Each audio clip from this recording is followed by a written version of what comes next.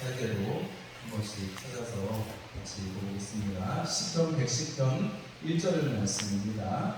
시편 110편 1절 말씀입니다. 함께 읽겠습니다. 여호와께서 내 주에게 말씀하시기를 내가 내 원수들로 내 발판이 되게 하기까지 너는 내 오른쪽에 앉아있으라 하셨도다. 아멘. 아멘. 마태복음 22장 43절로 46절의 말씀입니다. 마태복음 22장 43절로 46절의 말씀입니다. 함께 읽겠습니다. 이르시되 그러면 다윗이 성령의 감동을 되어 어찌 그리스도를 주라 칭하여 말하되 주께서 내 주께 이르시되 내가 내 원수를 내 발 아래에 둘 때까지 내 우편에 앉아있으라 하셨도다 하였느냐. 다윗이 그리스도를 주라 칭하였은즉 어찌 그의 자손이 되겠느냐 하시니 한마디로 능히 대답하는 자가 없고 그날부터 감히 그에게 묻는 자도 없더라. 아멘. 이사야서 말씀입니다. 이사야서 33장 22절 말씀. 이사야서 33장 22절 말씀 1000페이지입니다. 이사야서 33장 22절 말씀 함께 읽겠습니다. 그래서 여호와는 우리 재판장이시고 여호와는 우리에게 율법을 세우시니요 여호와는 우리의 왕이시니 그가 우리를 구원하실 것입니다. 아멘. 요한복음 5장 30절 말씀. 요한복음 5장 30절 말씀입니다. 요한복음 5장 30절 말씀 함께 읽겠습니다. 내가 아무것도 스스로 할 수 없노라. 듣는 대로 심판하노니 나는 나의 뜻대로 하려 하지 않고 나를 보내신 이의 뜻대로 하려 하므로 내 심판은 의로우니라. 오늘은 이 네 가지 말씀으로 주와 심판자 대신 이를 제목으로 함께 말씀을 나누려고 합니다. 우리가 주일 저녁에 이제 계속해서 구약의 성경이 신약의 말씀이 어떻게 이루어졌는지를 우리가 살펴보는 시간을 가졌는데요. 우리가 지난 주간에는 뭐에 대해서 들었죠? 삼중직 대신 세 가지의 일들을 감당하시는 기름 부음을 받아서 세우는 세 가지 직분이 있는데 구약 성경에 왕과 선지자와 제사장 세 가지를 기름을 부어서 그 직분을 세웁니다. 그런데 예수님께서 그 왕과 선지자와 그리고 제사장의 직분을 감당하셨다는 것을 우리가 말씀이 응하는 것을 우리가 살펴보았습니다. 또한 우리가 이제는 한 번 더 그 왕과 예언자와 제사장 대신 삼중직을 감당하신 그 주님은 바로 우리에게 주와 심판자 되신 분이시다라는 것에 대해서 우리가 한번 구약에 그렇게 말씀하셨고 신약에 그것이 이루어진 말씀을 살펴보려고 하는데 우리가 시편의 110편의 1절 말씀 또 마태복음 22장에 예수님께서 그 시편의 말씀을 가지고 오셔서 그 말씀을 말씀하시면서 다윗이 오실 메시아를 주라고 하셨는데 내가 메시아인데 다윗의 자손인 뿐만이 아니라 또 다윗의 자손 육신으로 입고 온 것뿐만이 아니라 하나님께서 나를 이 땅에 주 메시아로 보내셨다라는 선언을 하고 계신 거고요. 이 마태복음의 이 말씀은 사실은 그 앞에서 듣고 있는 사람들한테는 엄청나게 어떻게 보면 무섭고 또 무거운 말씀이기도 합니다. 왜냐하면 그들이 로마의 압제 아래에 있으면서 어떻게든지 하나님이 메시아를 보내서 다윗의 왕위를 세워주시고 다윗을 다시금 다윗의 결혼이 이 땅 가운데 오시기를 바랬는데 주님께서 내가 주다라고 말씀을 하시는 선언입니다. 얼마나 그 다음 또 물어보는 사람이 없다잖아요, 그죠? 우리가 오늘 이 말씀을 들으면 우리가 주님 우리에게는 아무것도 아닌 것 같지만 그 말은 퀴리오스라고 하잖아요. 포바디스 본인에서 옛날에 영화가 있었던 것도 기억이 나는데요. 이게 그 당시에 그 고대 근방의 로마의 아니면 헬라 지방에서는 아주 유력한 사람이나 존경할 만한 사람에 붙이는 호칭이었습니다. 근데 그게 이제 로마 시대로 넘어오면서 신들을 표현하거나 아니면 황제를 표현할 때 이 주라는 표현을 썼습니다. 누구를 향해서요? 신들이나 아니면 황제를 향해서 표현할 때 주라고 표현했다는 거죠. 그런데 그리스도인들은 누구를 주님이라고 하는 거예요? 예수님을 주님이라고 부릅니다. 우리가 주 예수 그리스도 이렇게 부르잖아요. 주님 예수 그리스도 우리가 이렇게 부르는데 이 주님이라고 부르는 이 말은 우리가 구약 성경이 70인역이라고 해서요. 옛날에 히브리어로 있던 것을 헬라말로 바꾼 성경 번역이 있는데 그때 구약 성경의 그 원어에는 아도나이 이스라엘 사람들이 하나님을 그냥 하나님이라고 부를 수가 없어가지고 대신 만든 나의 주님 이런 칭호가 있는데요. 그게 아도나이입니다. 아도나이. 근데 그 아도나이를 나타낼 때 이 키리오스가 주님이라는 말을 썼거든요. 근데 신약에서 나오면 신약에서는 이 예수님에 대해서 표현할 때 언제 이런 표현을 쓰느냐? 여러분 베드로에게 예수님 너희는 나를 뭐라고 생각하느냐 이렇게 물어보니까 베드로가 뭐라고 대답했어요? 주는 그리스도시요 살아계신 하나님의 아들이십니다. 이렇게 표현했습니다.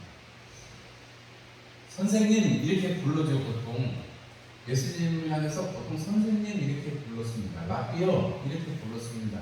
그런데 예수님께서 다른 사람들에 대해서 물어보다가 너희는 그럼 나를 누구라고 생각하느냐라고 물어보시고 거기에서 베드로는 주는 그리스도시요 살아계신 하나님의 아들이십니다 라고 표현합니다.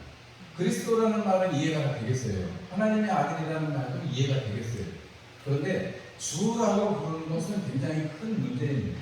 왜냐하면 황제만 주라는 칭호를 받을 수가 있는데 여기 지금 이 갈릴리 유대 땅으로 식민지잖아요. 그럼 누구를 주라고 불러야 돼요? 황제를 주라고 부를 수 있습니다. 황제만 주라고 불릴 수가 있습니다. 그런데 베드로의 고백은 참 위대한 것이 주라고 말씀합니다. 선생님이라고 표현하지 않고요. 다른 성경에 여러분 쭉 보시면 복음서에 쭉 보면 예수님을 향해서 선생님이여 이렇게 부르지 주님이여 이렇게 부르는 데는 많지 않습니다. 그런데 베드로의 이 고백, 주는 그리스도시고 살아계신 하나님의 아들이십니다. 존경을 나타내는 칭호라고 말씀을 드렸잖아요. 완전히 주님에 대한 이해를 가지고 주님이라고 하는 건 아니지만 베드로는 첫 번째로 주님이십니다라고 고백한 사람입니다. 그런데 예수님에 대해서 주님이라고 표현하는 것이 이제 많이 나타나는 때가 언제냐면요. 신약 성경에서 보면 예수님께서 부활하시고 난 다음에부터는 그 예수님을 향해서 주님이라고 표현하는 빈도가 엄청나게 많아지고 예수님을 주님으로 호칭합니다. 그러니까 이 부활하신 주님과 관련해서 이 주님이라는 표현을 쓰고 있다는 것을 알 수가 우리가 있는데요. 이 주님이시기 때문에 생명을 죽음을 이기시고 생명을 우리 가운데 가져오신 참 생명을 가져오신 예수님, 그 예수님을 우리는 주님이라고 부르는 것입니다. 한국교회에 아주 큰 은혜를 주었고 또 한국교회가 이만큼 하나님 앞에 은혜를 받게 하는 데는 여러분 주여 삼창이 엄청난 영향을 끼쳤다고 생각을 합니다. 여러분 주여 삼창 안 해보신 분 없으시죠? 다 모아서 주여 삼창 다 해보셨죠? 그래서 우리가 주여 삼창을 왜 해요?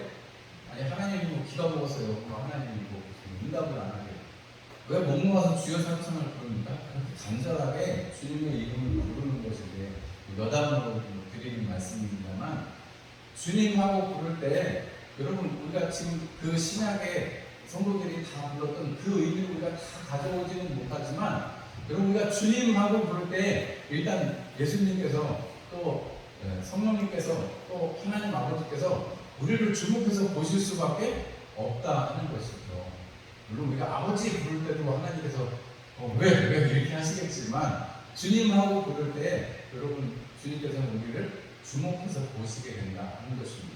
왜냐하면 주라는 것은 다스림을 하는 존재이기 때문에 여러분 왕도 물론 다스림을 합니다만 여러분 왕과 같은 그 권위를 이 주에게 믿는 것입니다. 황제를 주님이라고 황제라고 부르기 어려우니까 주님이라고 부르는 거거든요.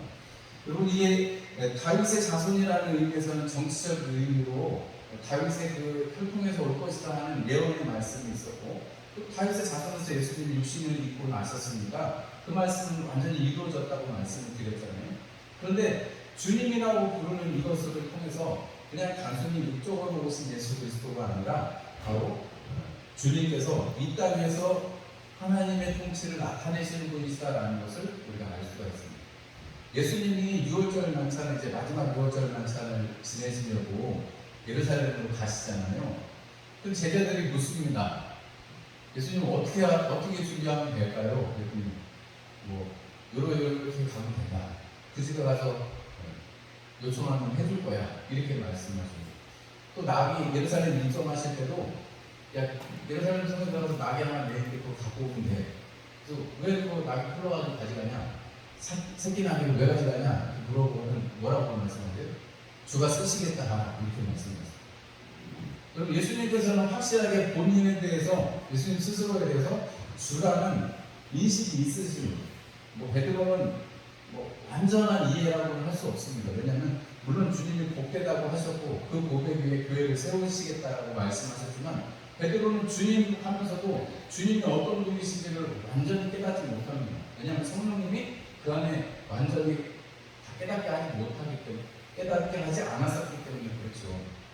베드로가 도망가는 것만 보면 알 수가 있습니다. 왜냐하면 주님이라면 여러분 거기 주기까지 따라야 되는데 그게 아니고 그냥 도망가는 걸 보면 베드로의 고백은 완전치 않았던 거예요. 그러나 그의 삶이 나중에 거꾸로 십자가에 못 박혀서 죽었다는 그의 전승에 따르면 여러분 그의 삶이 계속해서 하나님을 향해서 드려질 수 있었다는 것은 성령께서 임재하시고 참으로 예수 그리스도가 주님이신 것을 고백할 때에 이제 더 이상 황제에게는 주님이라고 말하는 것이 아니고 오직 우리 예수님께만 주님이라고 표현하는 그 신앙으로 살아갔기 때문에 그런 것입니다. 그래서 여러분 우리가 주님이라고 부른다는 것은 여러분이 우리가 무슨 주문처럼 주여 외치는 게 아니고 여러분 내 삶의 주인이요 나를 움직이시는 분이시다라는 것을 확실하게 여러분 우리가 인식하고 살아가는 것입니다. 여러분 주님은 바로 우리를 다스리시고 또 우리를 통치하시고 또 오늘 새벽에도 뭐 그런 말씀 우리가 봤는데 요한복음의 3장에 주님을 심판하시는 것을 우리에게서 면하게 하시려고 예수님을 믿게 하셨습니다. 여러분 오늘 말씀의 제목이 주와 심판자 되심인데 주님께서는 그 하시는 일 가운데 심판의 역할을 심판자의 역할을 마지막 때에 하실 것입니다. 여러분 주님이 이 땅에 마지막에 오실 때는 구세주가 아니라 무슨 주로 오신다고요?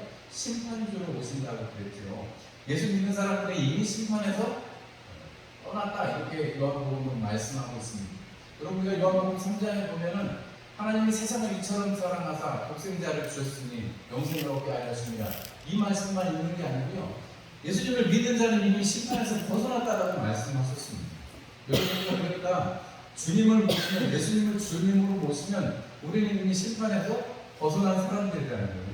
여러분 주님께서 판단하시고 주님께서 심판하시는데 우리는 이미 하나님의 사람이 되어 있다라는 사실입니다. 여러분 도마가 나중에 의인하고 주님이 정말 사랑하느냐라고 했을 때 내가 정말 만져봐야지 알겠다, 손을 넣어봐야지 알겠다 했지만 예수님이 나타나셨을 때 예수님을 향해서 뭐라고 그랬어요? 나의 주? 나의 하나님이십니다. 여러분 주님께서 부활하신 것 우리가 주님이라고 부를 때 우리가 눈에 보이지 않지만 여러분 성령님께서 믿게 하시고 지금까지 신앙생활을 해오게 하시고 또 앞으로도 여러분 우리가 이별이 없는 한 하나님을 믿는 이 믿음 가운데서 우리의 생을 마치게 될 텐데 뭐 코로나보다 더 어려운 일이 있을지도 모르겠습니다.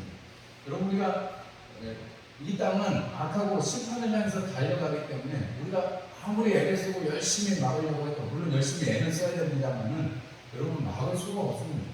죄악으로 달려가는 발은 빠르다고 성경에 기록이 되어 있는데 우리가 아무리 열심히 해도 여러분 막을 수 없는 것들이 너무나 또 많아지고 있는 것을 우리가 실제적으로 우리의 삶 속에서 보지요.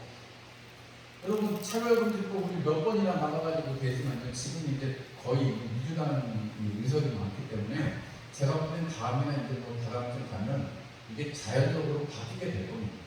교회에서 아무리 반대해도 이제 교회가 옛날처럼 또 힘이 없으니까 막을 힘이 없어요. 뭐 다른 데까지 다 해서 얘기하자고 해도 사람들이 말을 잘 듣지 않습니다. 왜 그럴까요? 교회가 그냥 힘이 없어져서 그런 걸까요? 그게 아니고 마지막 때 되면 주님이신 예수 그리스도하고 정반대되는 적그리스도와 그런 속이고 죽이는 상황 때문에 이 세상은 그렇게 거짓으로 갈 수밖에 사망으로 달려갈 수밖에 없는 것입니다. 그래서 우리는 그렇다고 해서 노력하지 말자는 얘기가 아니고 여러분 우리가 노력해야죠. 열심히 노력하지만 여러분 마지막 때가 그만 가까이 왔다는 것을 여러분 뉴스 보시면 아시겠지만 처처에 화산이 일어나고 화산 폭발이 일어나고 여러분 전쟁의 소식, 우리 이렇게 전염병의 소식이 있고, 여러분 전쟁의 소문이 있고, 여러분 이런 것들이 다 마지막 때의 징조라고 마태복음은 말씀하고 있습니다. 여러분 그럼 그 마지막 때에 우리는 누구를 붙들어야 살 수 있는가? 어느 편에 붙들어야 우리가 속해야 살 수 있는가? 답은 딱 나와 있죠. 우리가 주님이라고 부르는 예수님 편에, 하나님 편에 딱 서야 여러분 그때 우리는 여러분 이길 수 있고 승리할 수 있는 것입니다. 여러분 예수님께서 심판자 되신다는 것은 여러분 이 세상을 주님께서 우리 창세기에 이 기록된 대로, 창세기에 기록된 대로 주님께서 다시금 하나님의 나라를 회복한다는 표현이 좀 그렇습니다만, 하나님께서 심판하시고 다시금 하나님의 그 다스리심을 이 땅에 가져오실 때 새하늘과 새 땅이 된다고 성경은 말씀하고 있는데, 하나님의 그 절대적인 주권 속에 있는 것을 말씀합니다. 여러분 사단이 이 세상의 주권자가 됐는데 그 사단도 하나님의 주권 앞에서는 어쩔 수 없다는 거예요. 물론 잠시 잠깐 그의 권세가 있고 이 세상의 마귀의 권세 아래 있는 것을 우리가 알지만, 여러분 우리는 그 권세들과 싸워 이길 수 있도록, 그 권세들과 싸워 있을 수 있도록 하나님의 전신갑주를 입으라고 권면을 받는 사람들이고, 우리는 실제적으로 성령님께서 함께 하셔서 함께 하시는 하나님과 이 세상에서 하나님을 의지하고 기도하면서 악의 것들을 이겨내고 내 자신을 지켜내고, 그리고 우리 주님 나라에 이를 때까지 신앙생활하면서 사는 것이 우리의 삶입니다. 여러분 심판자 되시는 우리 하나님, 오늘 여기 이사야서 33장 22절 말씀이 대저 여호와는 우리 재판장이시오, 여호와는 우리에게 율법을 세우시니요, 여호와는 우리의 왕이시니 그가 우리를 구원하실 것입니다 그랬습니다. 이 이사야서 33장의 배경이 뭐냐면 아하스 왕이라는 왕 때인데, 이 왕은 20살의 왕이 돼가지고 산당대사를 지내고 우상 숭배를 엄청나게 했습니다. 여러분 그러면 하나님이 싫어하시겠죠? 하나님이 미워하시겠죠? 하나님이 심판하실 것입니다. 그때 이사야는 이 말씀을 하나님 앞에 받는 것입니다. 하나님은 심판장, 재판장이시고 여호와는 우리에게 율법을 세우신 분이시다. 그리고 그것은 하나님께서 우리를 구원하시기 위하십니다 라고 말합니다. 제가 지금 마지막 때 되면 누구 편에 서야 된다고요? 주님 편에 서야 된다고요. 그 편에 서면 여러분 우리가 그것을 그 말씀을 지켜갈 때, 순종하며 지켜나갈 때 여러분 우리는 하나님의 뜻 가운데 거하게 하는 것입니다. 예수님께서도 우리 요한복음 5장 30절에 읽은 것처럼 나는 아무것도 스스로 할 수 없다. 내가 듣는 대로 심판한다. 하나님의 말씀, 하나님의 뜻에 따라서 예수님이 이 땅에서 행하셨다라는 것을 말씀할 수 있습니다. 여러분 우리가 심판 받는 것만 생각할 것이 아니고, 여러분 오늘 이 심판의 이때여서 이사야가 하는 고백을 우리가 보면 하나님은 우리의 재판장이신데 하나님 우리에게 율법을 세우신 하나님, 우리의 왕이라는 것입니다. 세 가지가 다 연결되는 코드가 있습니다. 그것은 뭐냐면 심판을 하려면 반드시 기준이 있어야 된다는 거죠. 여러분 심판을 하려면 반드시 자가 있어야 됩니다. 우리가 손을 제가 이렇게 일부러 이렇게 들었는데요. 여러분 여기 손 팔꿈치 끝에서부터 여기까지가 손끝까지가 한 규빗입니다. 한 규빗. 성경에 보면 한 규빗이라고 있죠. 여러분 여기 팔꿈치부터 여기 손끝까지가 한 규빗인데, 뭐 사람마다 팔길이가 다를 수 있으니까 다를 수 있잖아요. 그런데 여러분 이런 것들을 세우고 역사의 위대한 왕이나 모든 것들을 위대한 통치자들을 말할 때 도량형을 통일했다 이 얘기를 여러분 많이 이 세계사에 들을 수 있습니다. 그것은 뭐냐면 여러분 심판하는 왕, 율법을 세우는 왕, 다스리는 심판자이신 왕, 그분은 주이신 그분은 반드시 이 규칙을 세우시고 그것에 따라서 심판하시는 것이지 여러분 기분에 따라서 되는 것이 아닙니다. 여러분 우리 그 토속신앙 가운데 산신령이 노하셨어 그러죠. 신령이 노하셨다 이럽니다. 부담들이. 여러분들 그 신령이 뭐 때문에 그런지 어떻게 알아요? 자기 마음입니다. 그래서 뭘 어떻게 해야 돼요? 치성을 드려야 되죠. 구슬해야 되고 제사를 드려야 됩니다. 우리 토속신앙에는 그렇죠. 그 노역을 풀어줘야지 잘 된다라고 합니다. 그런데 여러분 마치 이 이슬람도 그런 게 있습니다. 알라는 알라 마음대로 해요. 알라는 그냥 자기의 뜻대로 합니다. 오직 자기의 뜻대로 합니다. 그런데 하나님께서는 하나님의 뜻대로 하시는데, 하나님은 항상 어디에 근거해서 하시는 거예요? 하나님의 말씀에 근거해서 하십니다. 여러분 그러니까 우리는 하나님의 말씀에 근거해서 살고 주이신 하나님께서 우리에게 베풀어 주신 하나님의 그 생명의 말씀을 기준으로 살아가면 우리는 흔들리는 일이 없다 하는 것입니다. 여러분, 주와 심판자 되신 예수님 구약에서 선언되고 예언된 것이 신약에 와서 그대로 이루어졌고, 예수님께서 주와 심판자 되심을 스스로 나타내셨습니다. 그러면 우리가 오늘날에 이 땅을 살아가면서 주와 심판자 되신 예수님, 그 말씀이 이루어진 예수님이 우리의 삶에 어떻게 적용을 하면 좋을까? 제가 방금 전에 말씀드렸던 것처럼 주와 심판자 되신 예수님께서는 우리의 삶에서 반드시 성령의 감화와 감동으로 살 수 있도록, 그 감화와 감동이 하나님의 말씀이 생각나고 하나님의 말씀으로 우리가 살아갈 수 있도록 우리의 마음을 움직여 주시죠. 우리가 오늘 낮에도 빚쟁이가 되지 않는 그런 우리가 말씀을 들었습니다.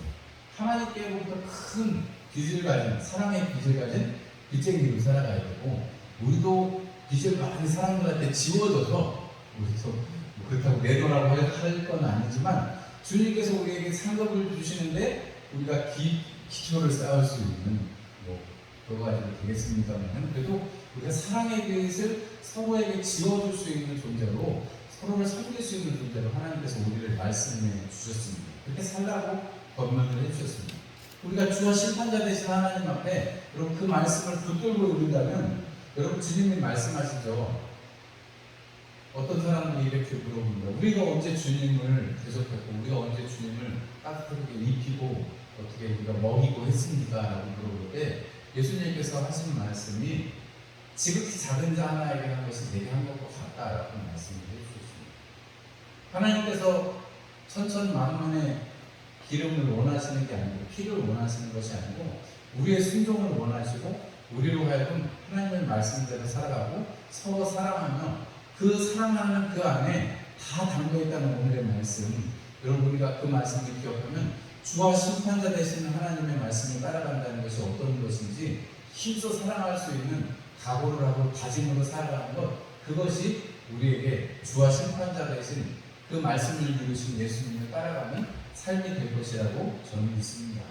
여러분, 이 한 주간으로 여러분 우리의 삶에서 주님과 심판자 되신 주님, 우리가 심판자 되신 그런 주님, 그러니까 우리가 세상 사람들은 무서울 수 있습니다.